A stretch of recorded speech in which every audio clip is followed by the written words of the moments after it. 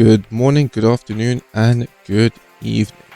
The iRacing Arcade official launch trailer just dropped. When I say just dropped on Wednesday, but making a video here on Friday. And it's not very long, it's only a minute and a half, but it did have some stuff which I noticed that wasn't in the demo, which I thought was a bit weird because I would have thought you'd want to put your best foot forward in the demo so people come and buy the game. But anyway, there's some stuff that isn't in the demo, and then there's some stuff that I noticed, and there's some stuff which I want to make a prediction on. So I'm just going to go through all of that in this video. I just wanted to say as well, one of my recent TikToks really popped off, has like 26k views as time of this recording. So thank you to everyone who's liked, shared, etc. And if you followed as well, I do live streams on Saturdays around 2 o'clock for a couple of hours. So if you want to stop by, if you want to ask me anything, or just chill, I usually stream 2 o'clock on Saturday, 2 o'clock UK time by the way as well. So going into the trailer, the most important thing for me and the best thing for me that I noticed was the career mode, because I think the career mode is what is going to make this game stand out from Circuit Superstars and Karting Superstars. So on the Steam page it says compete in weekly events across licensed series to earn resources, then invest in buildings, new cars, skilled drivers, or customizations that show your team's brand.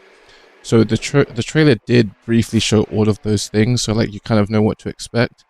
If you look at this screenshot, you can see at the top it says your money, so you'll get your money from winning races, I assume. Maybe you could sell cars as well, but your main primary way of getting money is going to be from winning races.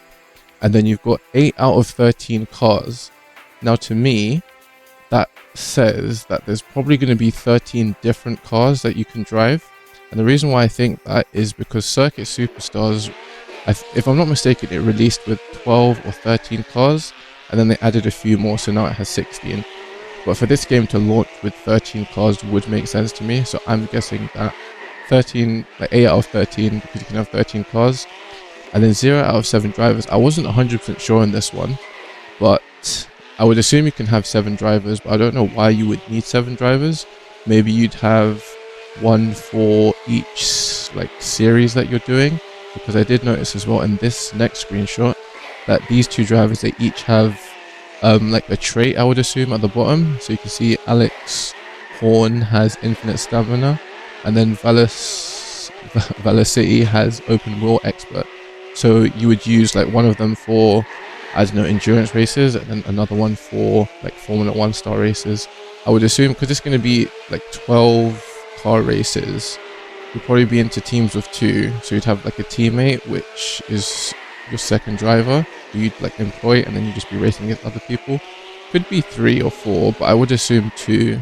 Well, that's just because I watch F1, so 2 makes sense to me, but I mean it could be 3 or 4, but I would guess 2. So I'd say 13 cars that you can drive, and then 7 drivers that you can employ. Because I guess technically you could have the same car that would make up your 13, but I don't know why you would do that. So I'm hoping that it's out of 13, because there's 13 different cars. Because it'd be a bit weird if there were more than 13 cars and you'd have to choose one to sell so you can have all of them. I find that to be a pretty strange game design, so I'm pretty sure that there'd be 13 different cars. And then another screenshot here, this shows that you can do the customization, so you can see driver outfit, helmet. I don't know what the binoculars is, but I assume these are all cosmetic things that you can upgrade and change. But I mean, I guess that's kind of nice, but I mean I'm not too fussed about that. I'm just happy with the color. And on this next screenshot, this really surprised me, because this is I don't know what example to give, but it's kind of like SimCity kind of building. So with your resources you can build garages, and then I'm going to also assume you can build buildings to train your drivers, buildings to increase your stats, buildings to research new parts. So it does seem like it's quite in depth, which is why I'm really excited for it, because they didn't show all of the upgrades and stuff you can do. But I mean, in this next screenshot, you can see the city that they've built is quite big, the park area that they've built is quite big, and this building that they're about to build, I mean, it looks quite big and quite expensive. But I'd assume it's a late game kind of building. But all of these buildings really seem cool to me, because it adds longevity to the game, because you've got to like go through all of this. Like, this building doesn't look easy to build, so I feel like you have to like sink in a lot of time to like build these. I'm worried. I say worried, but I'm cautious of the fact that because you can earn money, they might give you the option to buy money as well, especially because it's single player, and I guess it doesn't really affect anyone online. But I have a feeling that that could be an option that they do, because yeah, I don't see why they wouldn't do it, because I feel like it could be easy money for someone who wants to play single player but can't be asked to like grind all of the points and stuff. But yeah, yeah, single player looks really good to me. I'm really looking forward to it, and that's like definitely my favorite part of the trailer. Another thing I noticed was tracks. They did give these 12 official tracks. I mean, the only two that I know of and I guess I'm excited about is the Imola and the Bahrain Grand Prix. I have driven the Tsukuba circuit because it's on the demo. I don't think that track is the best. I mean, it's okay. It gives me nostalgia to Gran Turismo. I think it's okay. So you've got those 12 tracks, and in one of the screenshots, again on the Steam page, it has this screenshot, and this is of Maple Ridge. If you play Circuit Superstars, you definitely know that this was Maple Ridge. Like the trees, the like picture of the track, it's definitely Maple Ridge. And for that reason, I would assume that they're going to bring tracks from Circuit Superstars to this game. Not sure how many, but in terms of how many Circuit Superstars has, it has 17 tracks with 7 club/rallycross versions and then 12 reverse tracks. So that's 32 tracks in total. I don't see why they couldn't bring over like at least like half of those tracks, maybe a bit less. But so you've got the 12 official tracks, which probably will have reverse variants, so that's 24. And then if you take like half of the Circuit Superstars tracks, so that's another 16. So you're looking at 40 tracks. I'd say that's a good amount to aim for, because Circuit Superstars currently has 32 tracks. I don't think that they would want less tracks than Circuit Superstars, because they want this game to be better than Circuit Superstars, because I guess it's like a bigger, because it's being published by iRacing, so I think they'd want to make this game better. So yeah, I would guess around 40 tracks, but I mean, am I being too ambitious? Maybe. I think that's a pretty fair guess. And the last thing that I want to talk about is the speedometer.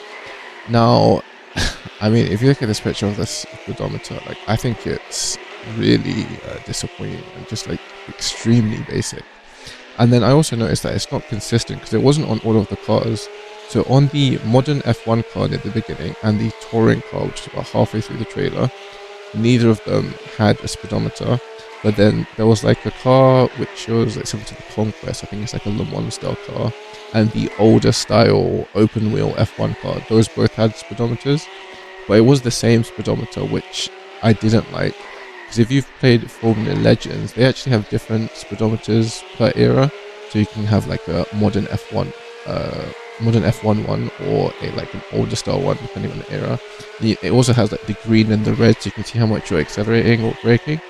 And I guess in iRacing Arcade, I guess the dial will like turn to the left or the right depending on how fast you're going.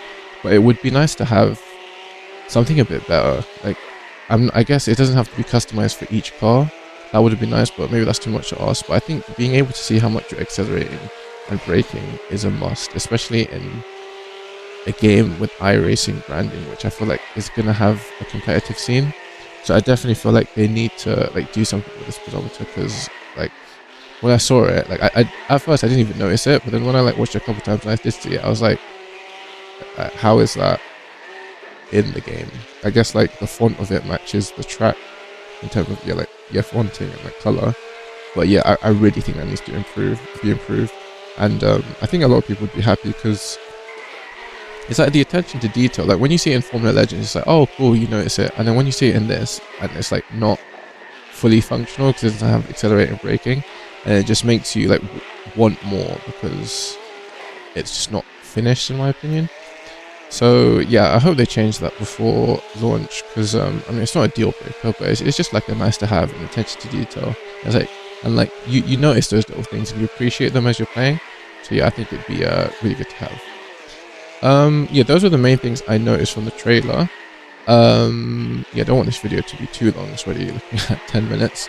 So yeah, thanks for watching. If you have any thoughts on the trailer or any opinions on the trailer, put them in the description, and I'll not in the description, in the comment section, and I'll give it a read and give you my thoughts as well.